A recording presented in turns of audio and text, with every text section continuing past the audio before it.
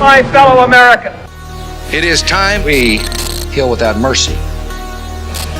We plan and launch attacks on America and other civilized nations. And without endangering our ultimate goal. Some men and women and children are expendable in the pursuit of power. Ask not what your country can do To avert this crisis. Let the word go forth. People, declare today. We will not waver. We will not tire. We will not falter. And we will not fail. Thank you.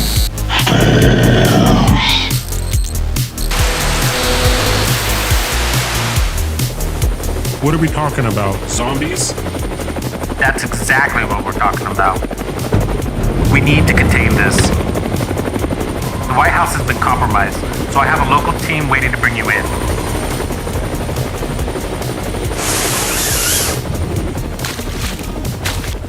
I need you to destroy his lab. They're gonna help you find it. Burn it down, then rendezvous with Valentine. Got it. Where's Valentine? I'm on approach from the southwest. Agents, listen up. We don't have much to go on.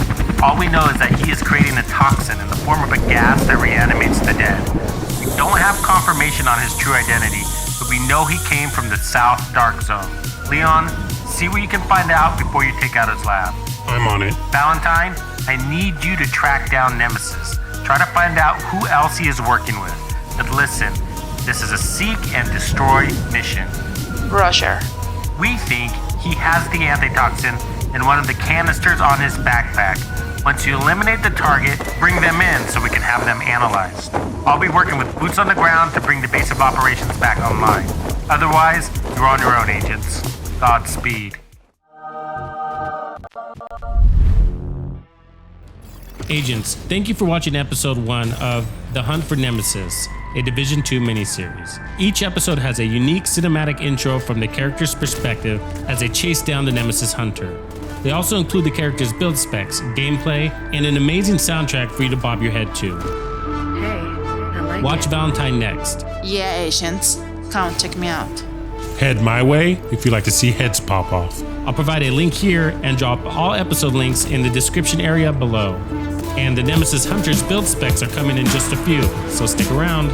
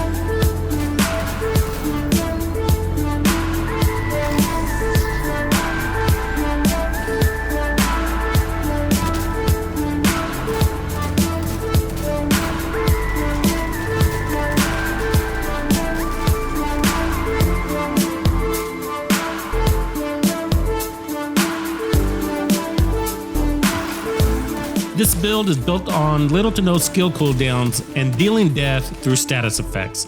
It's an iteration of Infiniti Blind I put out last season, and you're gonna love it. The centerpiece of this build is the Biomass. This mask comes with a skill tier, status effects, and hazard protection, and I put on a 12% skill haste mod. It also comes with a very unique talent called Toxic Delivery This is how we apply damage through status effects.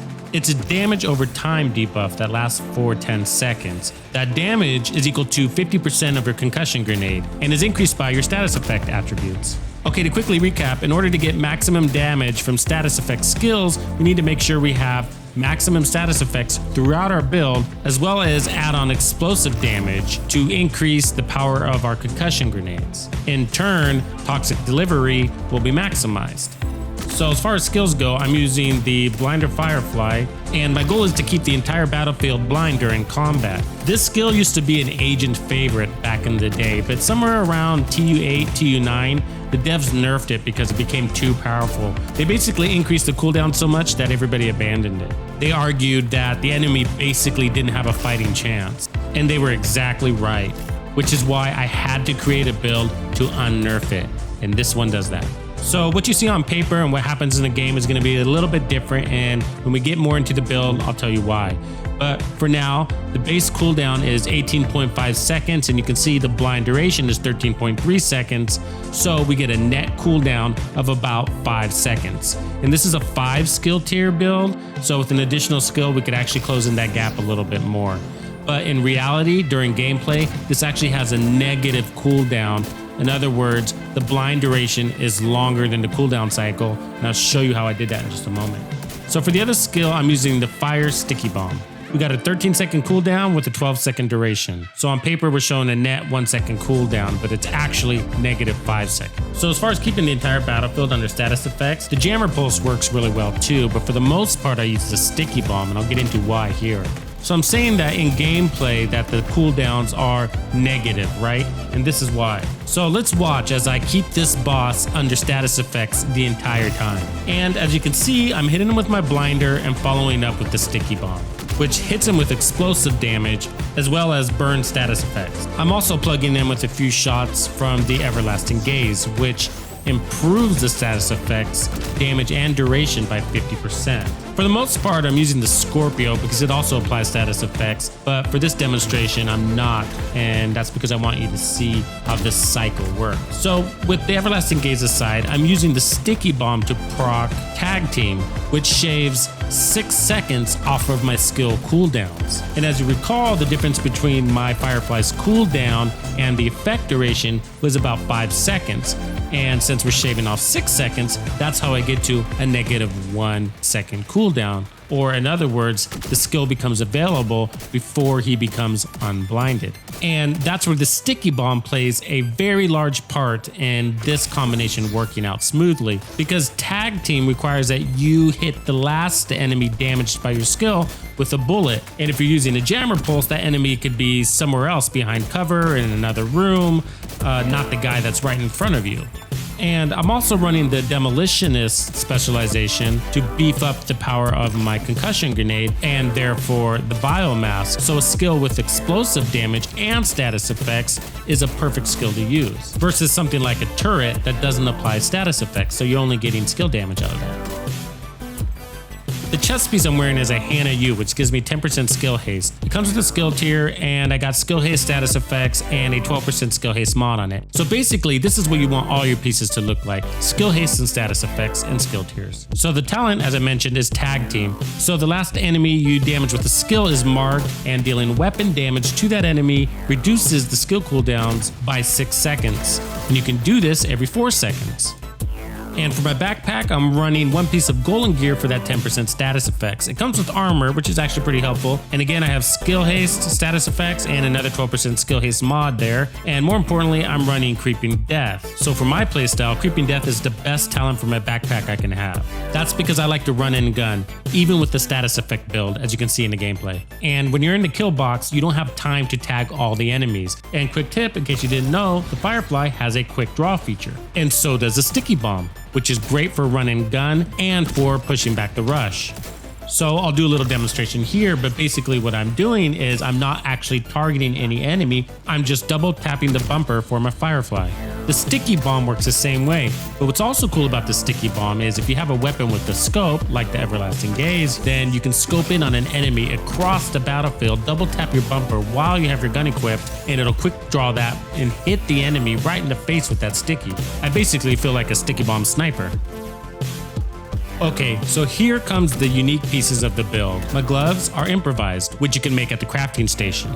Improvised gear doesn't come with brand attributes. Instead, they come with mod slots, in a way giving you the flexibility to create your own brand attribute through mods. So the gloves, knee pads, and holster all basically look the same. They got a skill tier, skill haste, status effects, and a 12% skill haste mod, which is better than a Hana U piece. So for weapons, I'm using the Scorpio because of course it has septic shock, which is another way to apply status effects to an enemy. And for my secondary, I'm using the everlasting gaze, which gives me 50% more status effect duration and damage. For the specialization, I'm using Demolitionist, again to beef up the concussion grenade and therefore my biomask. You can also run Technician for an additional skill tier if you like. And the base cooldowns are pretty fast as they are, so if you wanted to go with something like Glass Cannon instead of Tag Team, by all means, but it's probably going to pull you back from that run and gun style.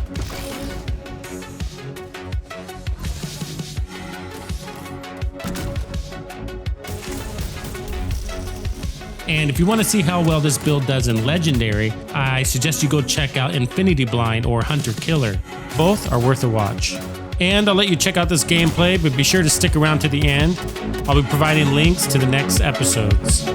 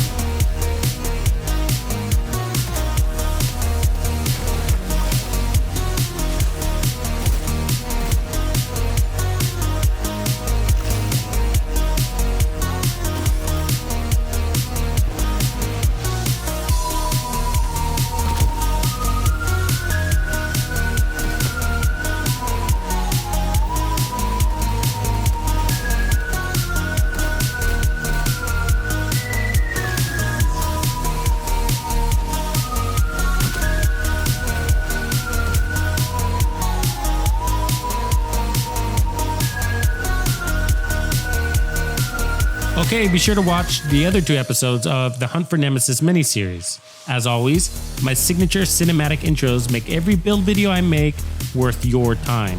Not to mention the unique builds I hope you try. Links here and in the description area below. And I'm out.